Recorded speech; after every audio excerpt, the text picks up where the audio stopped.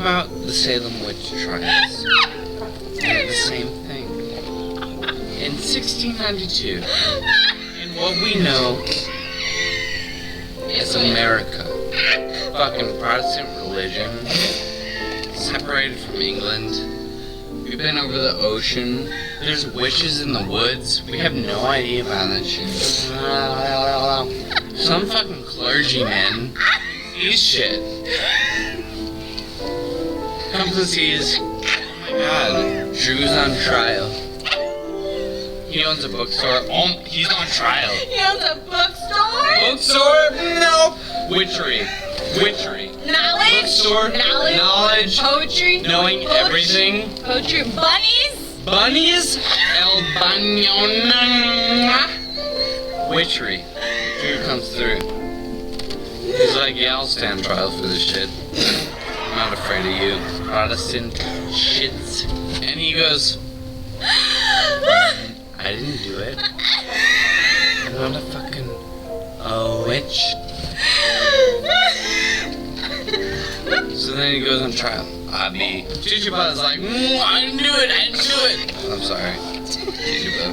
He didn't do it. Chichiba was just like, dreams about sexy things. God, it's not a crime. Do not persecute. Cohen, he did a spell. He deserves welcome, thank you. Everybody welcome. Drew Cohen.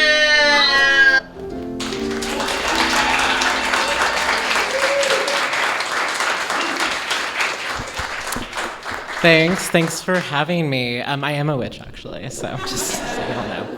Okay, so this is an excerpt from a fiction piece I'm working on now. All you really need to know is that it's set in an imaginary 19th century city, and the two characters are sisters, Bernice and Sylvia. The ghost was an event from their childhood when they lived with their father in Tannertown in a house so large they only took up a small part of it. The outlying wings, two of them, were furnished for guests who were never invited so that the rooms had the quality of being invisibly occupied.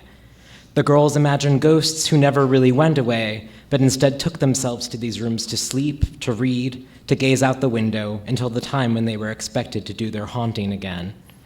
Sylvia had been a sensitive child, pale to the point of translucence and so dangerously slim that their father had promised her a kitten if she reached 50 pounds by age 9, which she did not.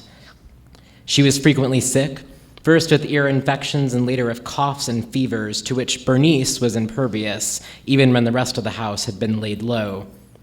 The girls shared a bedroom at their father's insistence. Entire weeks were spent in the dark, Sylvia coughing and making little moans, and some governess in an armchair snoring or burping or stupidly humming.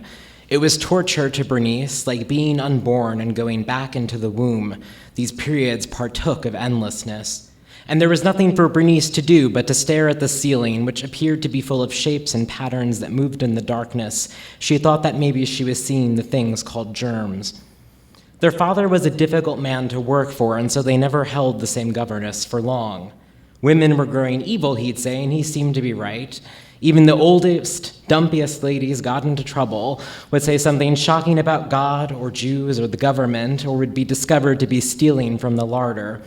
The sisters had forgotten most of these women, or else had hopelessly jumbled them together, but neither of them would ever forget Miss O'Reilly. She had introduced them to the ghost. It had been difficult to guess Miss O'Reilly's age, but Bernice now judged that she must have been a woman in her early 40s. Her hair was soot black like an Indian's, odd for a person of evident Irishness who spoke even with a hint of brogue. And though her hair was streaked here and there with threads of silver, Miss O'Reilly was youthful. She had a supple way of moving, a deep voice, and a smile that suggested information. The girls had liked her instantly and agreed that their new governess was very wise and not stupid or evil like the others.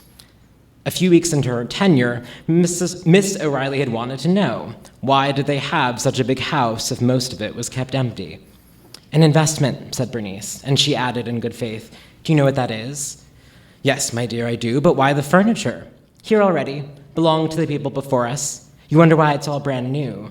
This clipped way of talking was a recent innovation, a way for Bernice, who was 11, to sound older and more knowing. They went bankrupt, the Deckers. Gone for a while, you wouldn't know them. Father bought it from the bank. And then slowly, for the benefit of her sister, Bernice unfurled, "So you see, Sylvia, it can't be haunted. It's too new and nobody has died here." "You don't know. Somebody could have died without anybody knowing," said Sylvia. Bernice sneered. "And how does a person die without anybody knowing?" "An accident," Sylvia said abstractedly, the way she did when adding numbers in her head. "Maybe a person fell down the stairs or hit their head in the bathtub and drowned." "God, you're stupid. Wouldn't people know if you fell down the stairs or drowned? There'd be a body." "There could be older spirits," Miss O'Reilly broke out. "Spirits from before the house had been built, or spirits who had come from somewhere else. They don't always stay in one place." The girls gazed at Miss O'Reilly. This woman sat prophetically before the fireplace, driving a thread through an elaborate needlepoint that spelled the phrase, "In everything give thanks." A gust rattled the window panes, and Bernice imagined for a moment that the house was shuddering off the idea of its own hauntedness. "You know about ghosts, Miss O'Reilly?" Sylvia pulled her arms and legs into her pinafore and rocked back and forth. "She's joking," said Bernice. "Oh, but I'm not," said the governess. "I'm not."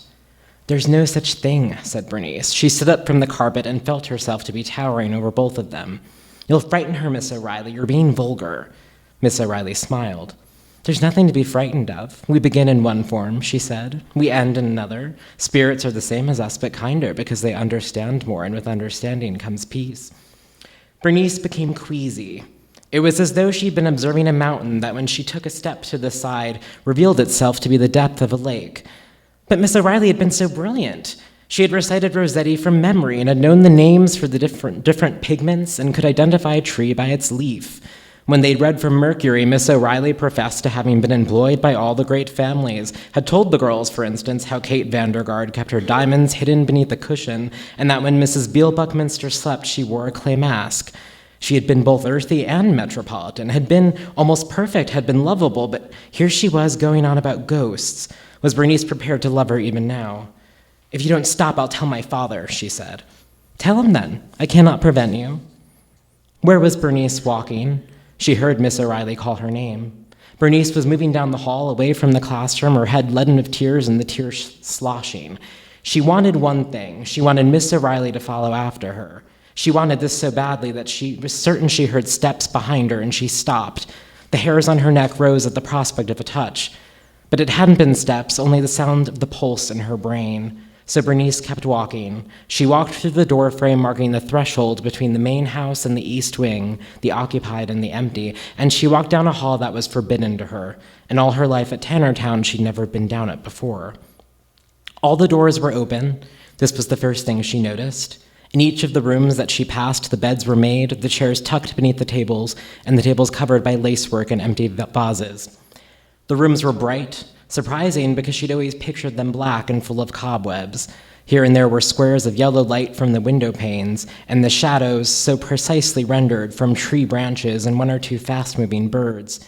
She walked past stairwells, narrow and white plastered, that led up or down to other strange hallways on other floors, and she remarked no dust anywhere, but didn't dust depend for its existence on the shedding of human life? She chose a room no different outwardly from any of the others, and without closing the door behind her, climbed into an armchair by the window and tried to cry. She was dry. She created a single parched sob, sniffles. "I'll choke if I don't cry," she thought, but she didn't choke. Gradually, the waves in her stomach settled. Bernice parted the sash and looked out the window. She saw leafless trees being whipped by the wind. It was December. There was a man in white uniform loading sacks of laundry onto the back of a carriage. She thought of Mr. Alherd, the man who delivered ice. He'd had his hand inside of Miss Kellogg's bodice, and with his other hand he'd been rummaging inside her skirt. They'd been inside the pantry. The door had been closed and Bernice had opened it. It seemed to her that an unspeakable thing could be happening in a room any time that one wasn't there. That if you checked a room, you did so at your peril, but that if you imagined the room, you did that at your peril too. She hadn't told anyone what she'd seen, and 2 weeks later, Miss Kellogg was fired anyway for stealing and a new governess brought in. She watched the trees steady themselves as if catching their breath in the middle of an exercise. The carriage of the laundry was gone. In the daylight, the windows of the neighboring wings were black, prismatic. You couldn't see a thing happening on the other side of them. If Bernice had been a stranger in the drive and had she looked up into the bay window of the classroom, it would have seemed a blank eye, closed, winking, or dead, and she would never have known that there was a person called Miss O'Reilly, that Miss O'Reilly believed in ghosts, and that Miss O'Reilly didn't care enough for one of the girls in her charge to follow after her. Thank you.